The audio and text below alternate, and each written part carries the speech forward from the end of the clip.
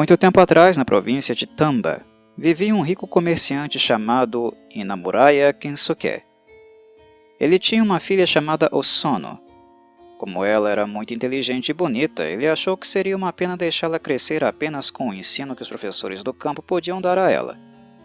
Então, ele a mandou aos cuidados de alguns subordinados de confiança para Kyoto, para que ela pudesse ser educada segundo os costumes nobres das senhoras da capital. Depois de ter sido educada, Osono se casou com um amigo da família do pai, um comerciante chamado Nagaraya, e ela viveu feliz com ele por quase 4 anos. Eles tiveram um filho, um menino. Mas Osono adoeceu e morreu, no 4º ano após seu casamento. Na noite seguinte ao funeral, seu filhinho disse que a mãe havia voltado e estava no quarto de cima.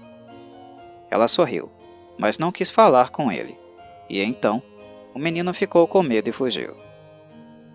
Assim, parte da família subiu para o quarto de Osono, e ficaram surpresos ao ver, à luz de uma pequena lamparina que fora acesa diante de um santuário naquela sala, a figura da mãe morta.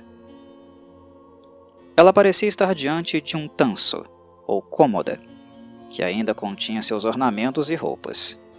Sua cabeça e ombros podiam ser vistos claramente, mas da cintura para baixo a figura tornou-se invisível. Era como um reflexo imperfeito e transparente, como uma sombra na água. Então, todos ficaram com medo e saíram da sala. Abaixo, eles se consultaram, e a mãe do marido de Osono disse: "Uma mulher gosta de suas pequenas coisas, e Osono era muito apegada aos seus pertences. Talvez ela tenha voltado para olhar para eles. Muitos mortos fazem isso, a menos que os pertences sejam doados ao templo paroquial. Se apresentarmos as vestes e cintos de Osono ao templo, seu espírito provavelmente encontrará descanso." Foi acordado que isso deveria ser feito o mais rápido possível. Assim, na manhã seguinte, as gavetas foram esvaziadas, e todos os ornamentos e vestidos de Osono foram levados para o templo. Mas ela voltou na noite seguinte, e olhou para o tanso como antes. E ela voltou também na noite seguinte, e na seguinte, e todas as noites, e a casa se tornou uma casa de medo.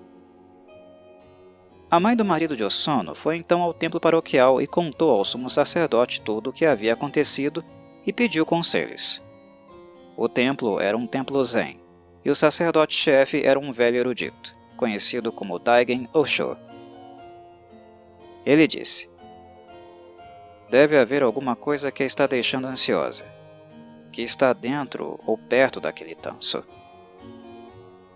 "Mas esvaziamos todas as gavetas", respondeu a velha, "e não há nada no tanso."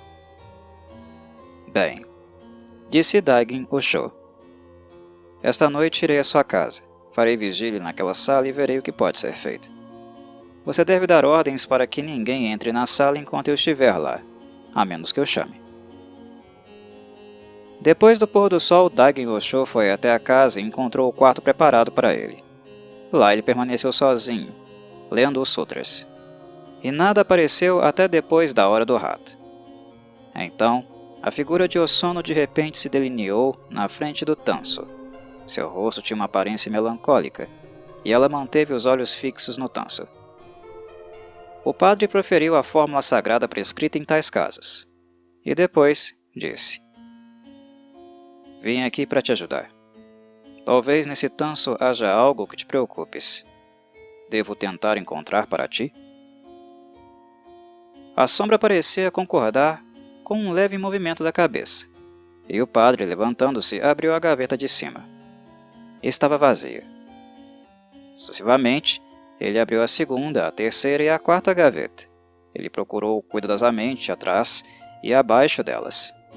Ele examinou cuidadosamente o interior do baú, e não encontrou nada.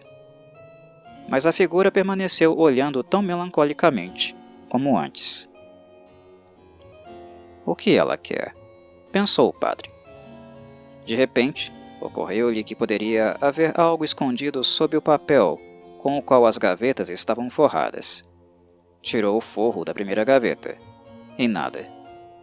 Ele retirou o forro da segunda e da terceira gaveta, e nada. Mas sob o forro da gaveta de baixo ele encontrou uma carta. É isso que a preocupa? Ele perguntou.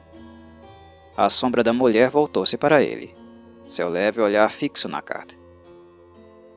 Devo queimá-la para você? Ele perguntou, e ela se curvou diante dele.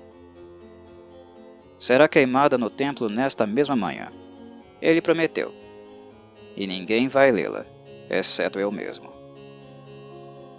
A figura sorriu e desapareceu. O amanhecer estava raiando quando o padre desceu as escadas e encontrou a família esperando ansiosamente lá embaixo. Não fiquem ansiosos, disse-lhes. Ela não voltará a aparecer. E ela realmente nunca mais retornou. A carta foi queimada. Era uma carta de amor escrita para Hosono na época de seus estudos em Kyoto. Mas só o padre sabia o que havia nela. E o segredo morreu com ele.